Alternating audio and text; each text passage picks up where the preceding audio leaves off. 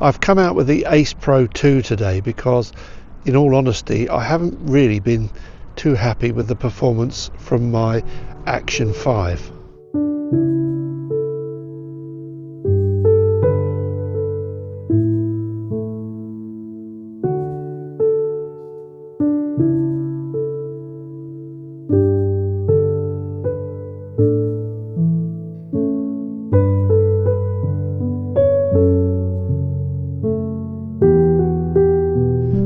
And this kind of weather often gives this funny sort of HDR look to all your video.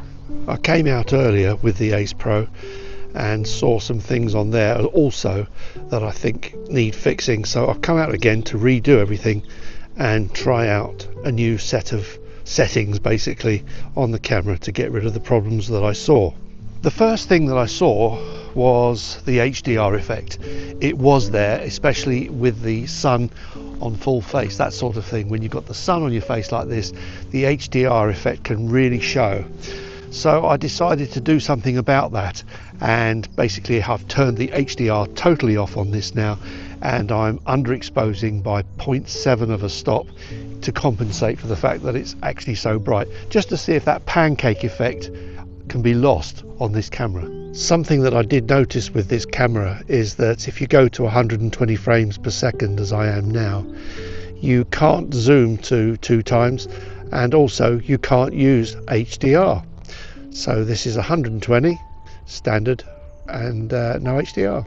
Now the thing about the zoom is, I think, it might be useful to be able to get the camera further away and get a close-up of my face like I'm doing now, but use the 2 times zoom to get closer rather than hold the camera closer, so that the camera's got a bit more chance to hopefully focus on you.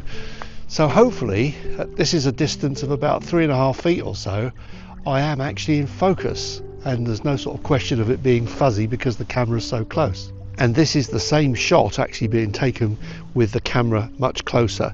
So I'd have to hold this, it's about 1.5 feet, 2 foot, 1.5 feet or so away from my face. It might be on the edges of the focusing point. If I get any closer, of course, I think that kind of shot might be quite difficult. So in this case, it might be better to use the 2 times zoom in order to get this close. So this is the head and shoulders shot with a 2 times zoom. And this time the camera is about 3 feet away. I would imagine it's about that 2.5 to 3 feet. And I've got a head and shoulders shot. The zoom can be really handy, and so to show that, here's the standard view from my camera, and if I switch it on now, this is a zoomed shot, so you can see it's very, very useful, and the zoom with this is kind of lossless, so it's pretty good. There was also something else that I noticed actually in post, and I'm not sure if this was to do with YouTube or whether it was to do with my settings. And basically what was happening was, when I was walking along like this, I was seeing twitching in the movement, in my movement, not the background, kind of like frames were missing, but I don't think they were. So I thought, okay, just in case, I'll up the stabilization from low to medium, standard to standard. So if it is anything to do with the stabilization, hopefully that's now been sorted out, because I'm now on standard stabilization. So that's another problem I hope has been sorted out. Another problem that I found was with audio, believe it or not. The audio straight into this camera is actually very good, believe it or not, but there are 2 settings. One is a stereo setting and the other is a vocal boost setting. It's a kind of focuses on your voice and not much else, and it actually works really well. But there is a caveat to that. It works really well from the front and not so well really from the back. And in my experience so far with it, I think the audio is possibly better from the front with the audio boost on, or the vocal enhancement on, but from the back I think it's better to switch the camera into stereo mode to get a better audio. It sounds, to my ears, it sounded a little bit more crisp. And also I noticed that in the boost mode, or in the enhanced mode, from the rear the enhanced seemed to kick in and out, which I found a bit strange in mid-sentence. So what I've done now is I've changed my audio entirely, and I'm using a wireless one going via Bluetooth. This is a DJI mic underneath my shirt right here, and very often what I do is I hide it under my shirt with a fluffy on, because then you don't get those noises of the microphone rubbing against your shirt, and normally that works pretty well for me. So I'm trying out the wireless now, although it's only Bluetooth wireless in fact, so it's not going to be as good as plugging a microphone in, but it might be good enough for this. So just to recap, because these conditions are quite hard for taking video. It looks like a beautiful day, blue sky, sun's out and it's gorgeous and all that, but there can be problems associated with video. First of all, the contrast. I went to a low contrast profile. I'm now on the standard because I found myself actually pushing the contrast up slightly while I was editing. I wanted the contrast to be a little bit more. So I've gone back to standard contrast, even though it's a very bright sunny day when you'd think you'd need a low contrast. The next problem, I've noticed the HDR, I've turned it off, but to compensate for any highlights that might get blown out by the sun, especially on my face, and to get rid of that makeup look, HDR off, and to compensate I've taken the exposure down by 0.7 of a stop.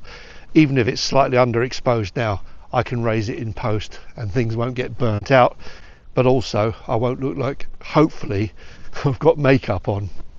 So that's the other problem. And the third problem I found was the microphone, where the audio boost, the thing, isn't quite so good from the rear, and I think it switches in and out. Something switches in and out while you speak from the rear, because it's not always sure that your voice is what it should be listening to, and you might be interference and it tries to cut you in and out. It's kind of strange. So I've switched that off and I'm using a wireless microphone. Finally, I think this was a YouTube thing, and I hope I haven't got it now. When I uploaded my video to YouTube, it was twitchy when I was walking around. Every now and then I got the jitters, twitches on me, my head, or I just suddenly twitch like that.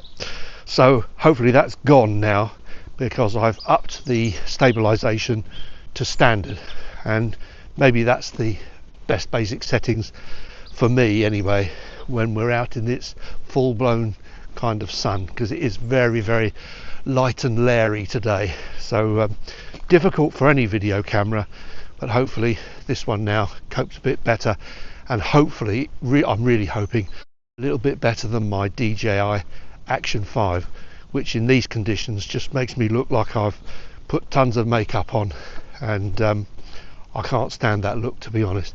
Also, the other problem I saw with the Action 5 was the exposure suddenly jumping up and down, especially like there, going through shadow and going out into the sun.